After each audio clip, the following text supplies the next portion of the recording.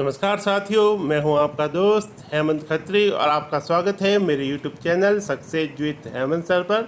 आज हम एक ऐसे महापुरुष के बारे में पढ़ेंगे जिसके बारे में राम जाट नाम के कवि ने कहा था, डंबक डंबक ढोल बाजे दे दे ठोर नगारा की, आसे घर दुर्गा नहीं हो तो सुन्नत होती सारा की। तो पढ़ते हैं एक महान स्वामी भक्त वीर दुर्गादास राठौड़ के बारे में।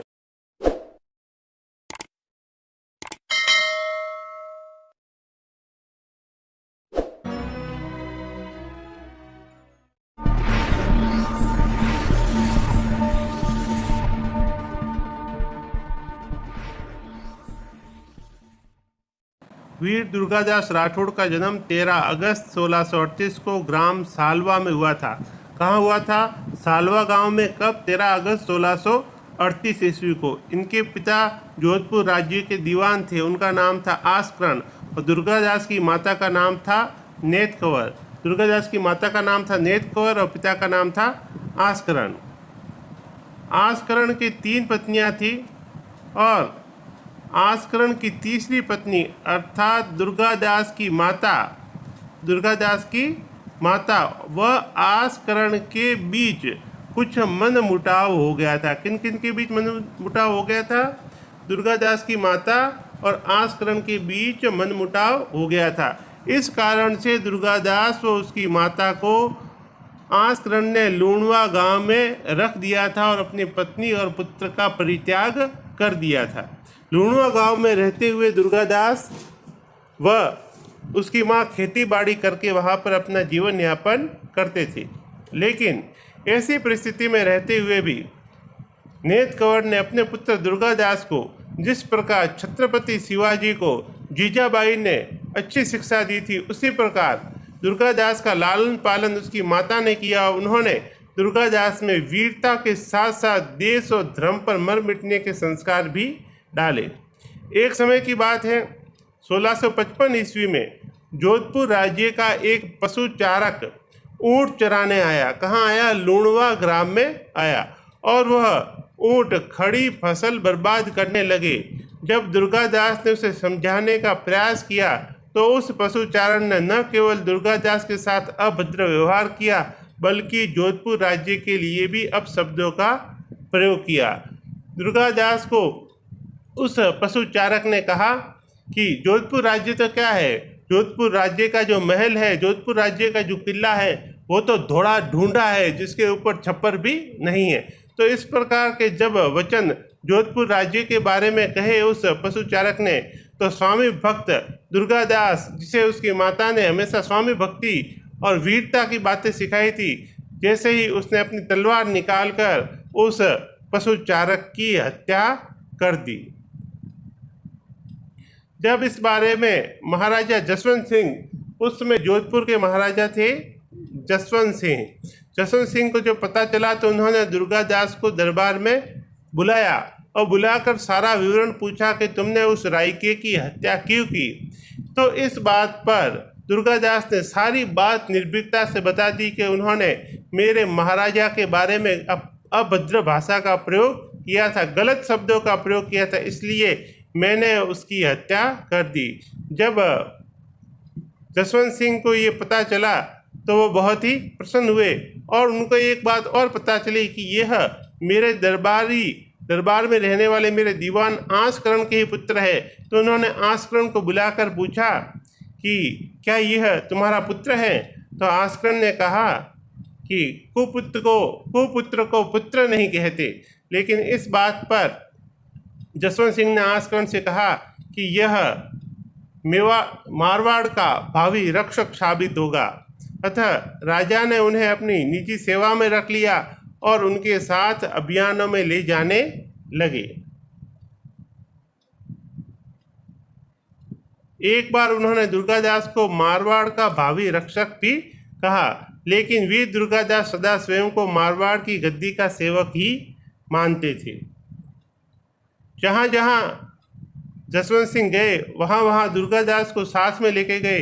जब औरंगजेब ने जब जसवंत सिंह को दक्षिण की सूबेदारी मिली तो उस समय भी दुर्गादास दक्षिण में जसवंत सिंह के साथ में थे और दक्षिण में जब वे गए तो उनको दुर्गादास को जसवंत सिंह ने 5 गांव जागीर के रूप में दिए।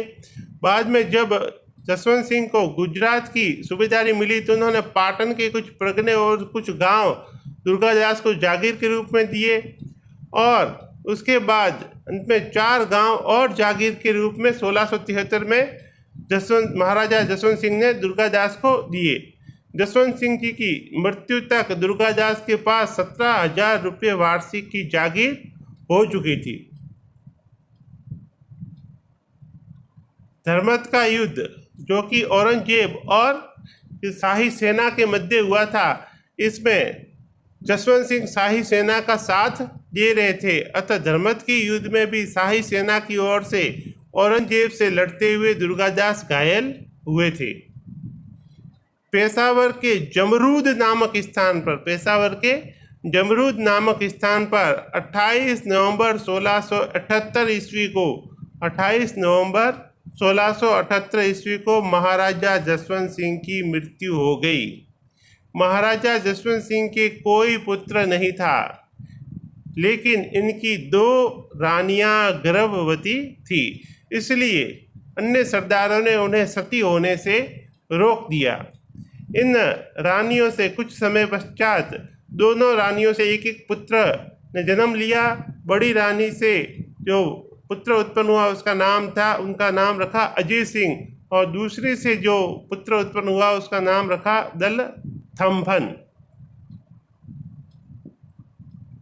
उस समय उत्तर भारत में औरंगजेब प्रभावी था और उसकी कुदृष्टि हमेशा से ही मारवाड़ के विशाल राज्य पर थी। जब जसवंत सिंह की मृत्यु हुई तब औरंगजेब ने क्या कहा? औरंगजेब ने कहा कि आज कुफ्र का दरवाजा टूट गया और औरंगजेब बहुत ही खुश हुआ। जसवंत सिंह के मरते ही औरंगजेब ने जोधपुर रियासत पर कब्जा कर वहां शाही हाकिम बिठा दिया। इस समय मारवाड़ के सभी बड़े बड़े सेना नायक महाराजा जसवंत सिंह के साथ वहाँ पेशावर जमरूद गए हुए थे, इसलिए किसी ने भी उसका विरोध नहीं किया और औरंगजेब ने आराम से जोधपुर पर अधिकार कर लिया और उसने अजीत सिंह को मारवाड़ का राजा घोषित करने के बहाने दिल्ली बुलवा लिया कि रानियों सहित राजकुमार को दिल्ली ले आओ, लेकिन उसका उद्देश्य कुछ और था। या तो वह अजीत सिंह को मुसलमान बनाना चाहता था अथवा उसे मारना चाहता था। इस कठिन घड़ी में दुर्गादास अजीत सिंह के साथ दिल्ली पहुंचे, लेकिन दिल्ली पहुंचते ही औरंगजेब ने नागौर के राव अमर सिंह राठौड़ के पुत्र इंदर सिंह को अमर सिंह राठौड़ के पुत्र इंदर सिंह को जोधपुर का महाराजा घोषित कर दिया। ऐसा उसने क्यों किया? ऐसा करके वह राठौड़ों में फूट डालना चाहता था, लेकिन राठौड़ों में फूट नहीं डली। तो एक दिन अचानक मुगल सैनिकों ने अजीत सिंह के आवास को घेर लिया और कहा कि इन्हें शाही हरम में रानियों सहित राजकुमार को शाही हरम में भेज दो, वहाँ इनका पालन पोषण अच्छे से होगा। और ऐसा कहकर उन्होंने अजीत सिंह के आवास को घेर लिया। ऐसी स्थिति में दुर्गादास और अन्य सरदारों रूप सिंह राठौड़, रणछोड़दास राठौड़ आदि ने मिलकर योजना बनाई और बाघेली नामक महिला के सहयोग से रानियों को पुरुष वेश धारण करवा के वहाँ से निकालने का मार्ग सोचा। इसी समय गोरा टाक ने पन्ना धाय की तरह अजीत सिंह के स्थान पर अपने पुत्र को छोड़ दिया और अजीत सिंह को लेकर गुप्त मार्ग से बाहर निकल गए। उधर दुर्गादास ने हमला कर घेरा तोड़ दिया और वो भी जोधपुर की ओर निकल गए। अब शाही सेना ने दुर्गादास, रानी और उनकी साथियों का पीछा किया। जगह जगह झड़पें होती रही, लेकिन जब चंद्रभान जोधा ने देखा कि रानियां और शाही सेना अब बहुत ही नज़दीक आ चुकी है, तो ऐसा कहा जाता है कि चंद्रभान जोधा ने रानियों के सिर काट कर यमुना में फेंक दिए और स्वयं शाही सेना पर टूट पड़ा और वीर गति को प्राप्त हुआ। दुर्गादास राठौड़ ने सरदार जैसे तैसे अजीत सिंह को लेकर मारवाड़ तक पहुँचे। फिर उन्होंने अजीत सिंह को सिरोही के पास कालंद्री गांव में पुरोहित जयदेव के घर रखा और मुकुंदास खींची को साधु वेश में उनकी रक्षा के लिए नियुक्त किया। मित्रों, ये क्वेश्चन कई बार आता है कि अजीत सिंह को कहाँ रखा था? सिरोही के पास कालंद्री गांव में। किसके घर पर? पुरोहित जयदेव के घर पर। और उनकी रक्षा के लिए किसको नियुक्त किया? मुकुंदास खींची को नियुक्त किया। तो ये बहुत ही इंपॉर्टेंट फैक्ट है, इनको याद रखना है। अब दुर्गादास मारवाड़ के सामंतों के साथ छापामार शैली में मुगल सेनाओं पर हमला करने लगे। इसके साथ ही उन्होंने मेवाड़ के महाराणा राज सिंह और मराठों को भी जोड़ना चाहा। मेवाड़ के महाराणा राज सिंह से मदद भी उन्होंने ली और मराठा संभाजी जो कि शिवाजी के पुत्र थे, उनसे भी इन्होंने सहयोग लिया था, पर इनसे उनकी पूरी सफलता नहीं मिली। महाराणा राज सिंह से एक और बात यहाँ जुड़ती है कि महाराणा राज सिंह के बाद जय सिंह शासक बने और उसके बाद अमर सिंह द्वितीय शासक बने। अमर सिंह द्वितीय जयपुर के शासक सवाई जय सिंह और जोधपुर के अजीत सिंह के मध्य एक समझौता हुआ था, जिसे कहते हैं देवारी समझौता। देवारी समझौते के तहत ही ये कहा गया था कि अजीत सिंह को जोधपुर का शासक बनाया जाएगा। आपको देवारी समझौते के बारे में हम डिटेल से पहले पढ़ चुके हैं और आप लोगों ने उस वीडियो को नहीं देखा है तो उसे देख ले। आपको यहाँ कॉर्नर में सजेस्ट कर रहा होगा सवाई जय सिंह देवारी समझौते के बारे में, तो आप उसे देख ले। इसे वापस यहाँ दोहरान नहीं करेंगे। अब दुर्गादास ने कूटनीतिक निर्णय लिया और औरंगजेब के पुत्र, छोटे पुत्र औरंगजेब के सबसे बड़े पुत्र अकबर को राजा बनाने का लालच देकर अपने पिता के विरुद्ध विद्रोह करने को तैयार किया। दुर्गादास ने पहले आजम को तैयार किया, लेकिन आजम उनके कूटनीति में नहीं आया। तब अकबर को तैयार किया। ये अकबर कौन था? औरंगजेब का सबसे बड़ा पुत्र था। अतः अकबर को तैयार किया। अकबर इस बात के लिए मान गया, अतः नाडोल में अकबर को बादशाह घोषित कर दिया। कहाँ कर दिया? नाडोल में अकबर को बादशाह घोषित कर दिया। दोराई के मैदान में अकबर और औरंगजेब की सेनाएं आमने सामने थी। कहाँ पर? दोराई के मैदान में। लेकिन औरंगजेब, जो कि उस समय का महान कूटनीतिज्ञ था, उसने एक चाल चली और विभिन्न तरह के कूट रचित पत्र लिखवा कर राजपूतों के डेरे के पास भिजवा दिए। इससे राजपूतों के मन में यह संदेह उत्पन्न हो गया। क्या संदेह उत्पन्न हो गया? कि दुर्गादास अकबर राजपूतों को मरवाना चाहता है। इस बात से राठौड़ों ने रात्रि काल में ही अकबर का संपूर्ण डेरा लूटकर वहां से रातों रात चले गए। जब अकबर स्वयं सुबह उठा तो उसने देखा कि वहां पर राठौड़ उसका डेरा लूटकर जा चुके थे। अतः वो भी उनके पीछे पीछे, दुर्गादास के पीछे पीछे रवाना हुआ और 2 दिन बाद दुर्गादास से मिला और वहां जाकर उसने अपनी आप बीती सुनाई। अतः दुर्गादास की ये योजना भी असफल रही। अब उसके बाद अकबर का क्या हुआ? जब अकबर दुर्गादास के पास पहुंचा तो दुर्गादास को भी बहुत दुख हुआ। अतः दुर्गादास अकबर को लेकर अपने साथ दक्षिण शिवाजी के पुत्र संभाजी के राज्य में पहुंचा और वहां जाकर अकबर की मदद की। लेकिन वहां पर भी औरंगजेब की सेना उसे ढूंढ रही थी। अतः अकबर ने कहा कि मुझे यहाँ से विदा कीजिए और वह वहाँ से फारस के शाह के पास चला गया और दुर्गादास ने उसे भावभीनी विदाई दी। 1681 से लेकर 1686 तक दुर्गादास दक्षिण में रहे। 1686 में जब दुर्गादास पुनः मारवाड़ पहुंचे तो भीतरलाई नामक स्थान पर अजीत सिंह और दुर्गादास की मुलाकात हुई। कहाँ पर हुई?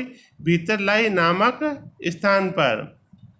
अकबर का पुत्र बुलंद अख्तर और पुत्री सफियतु निसा। अकबर का पुत्र बुलंद अख्तर और पुत्री कौन थी? सफियतु निसा। ये दोनों अभी भी दुर्गादास के संरक्षण में ही हैं। अकबर तो वहाँ ईरान के शाह के पास चला गया था, लेकिन उसका पुत्र और पुत्री अभी भी दुर्गादास के संरक्षण में थे। औरंगजेब उन्हें अपने पास बुलाना चाहता था। अतः औरंगजेब ने सुजात खां, जो एक बहुत ही महान सेना नायक था, अतः सुजात खां के द्वारा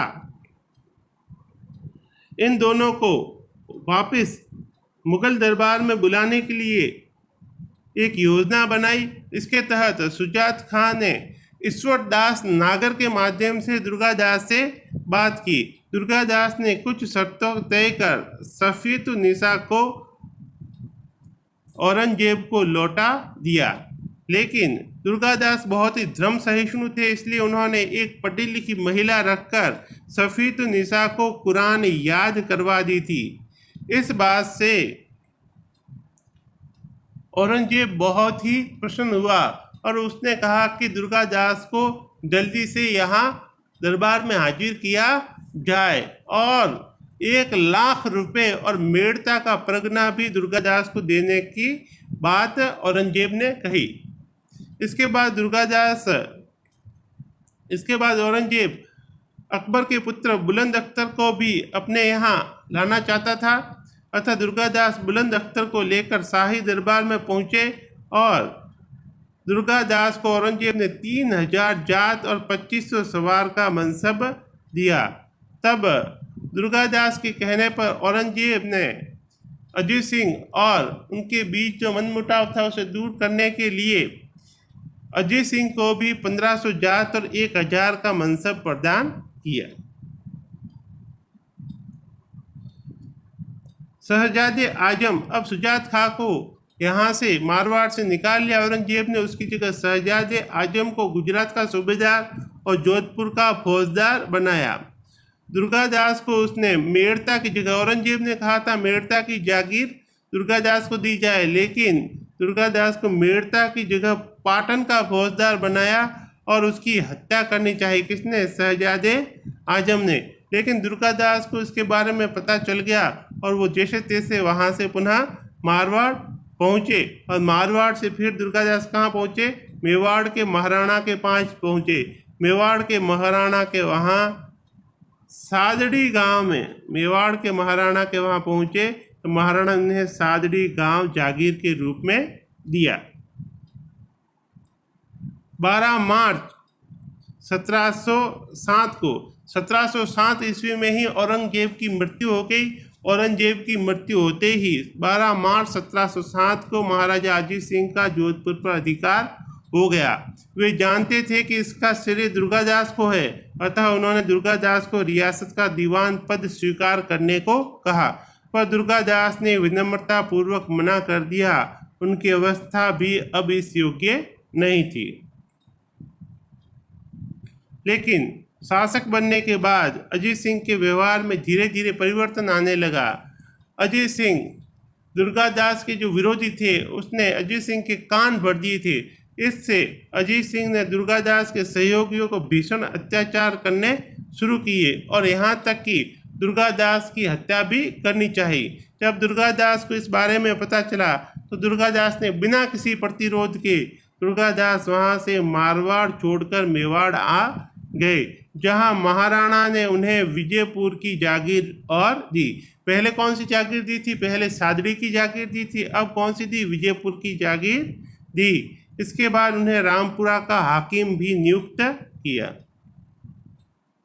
यहाँ रहते हुए भी दुर्गादास से कई सारे, यहाँ तक कि मुगल बादशाह भी समर्थन प्राप्त करने के लिए हमेशा लालायित रहते थे।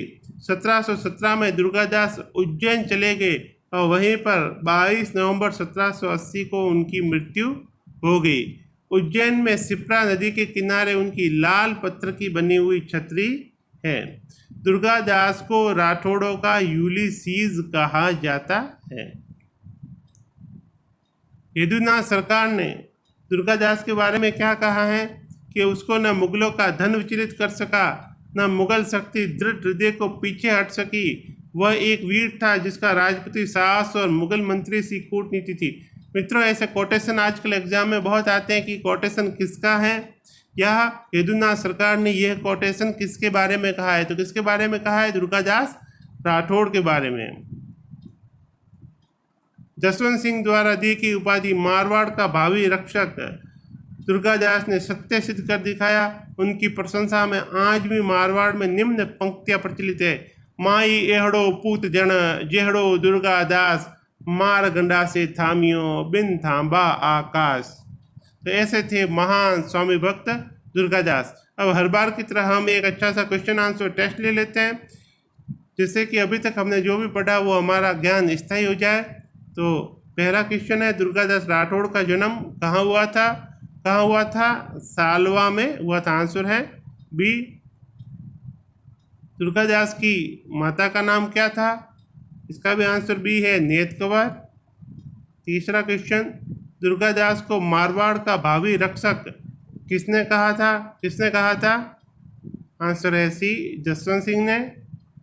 चौथा प्रश्न, अजीत सिंह की दाई माँ कौन थी जिसने अपने पुत्र की बलि देकर अजीत सिंह को बचाया था? आंसर है बी, गोरा जाय। क्वेश्चन नंबर 5, शिशु अजीत सिंह को अज्ञातवास में छुपाकर कहाँ रखा गया था? आंसर है सी, कालंदरी में। छठा प्रश्न, दुर्गादास ने औरंगजेब के किस लड़के का राज्याभिषेक कर औरंगजेब के विरुद्ध विद्रोह करने के लिए तैयार किया? आंसर है सी, अकबर को। औरंगजेब ने दुर्गादास को कितना मनसब दिया था? आंसर है डी, 3000 जात और 2500 सवार। दुर्गादास की छतरी कहाँ बनी हुई है? आंसर है सी, उज्जैन में बनी हुई है। और मित्रों, हर बार की तरह ये दो क्वेश्चन आपके लिए हैं। इनके आंसर आपको कमेंट बॉक्स में ज़रूर देने हैं। नम्मा क्वेश्चन, मेवाड़ महाराणा ने दुर्गादास को कौन सी जागीरें दी थी? और 10वां प्रश्न, अकबर के पुत्र व पुत्री के क्या नाम थे जिसे दुर्गादास ने अपने संरक्षण में रखा था? दोस्तों, अगर आपको मेरा वीडियो अच्छा लगा तो इसे लाइक करें, शेयर करें और कमेंट करके बताएं कि वीडियो कैसा लगा।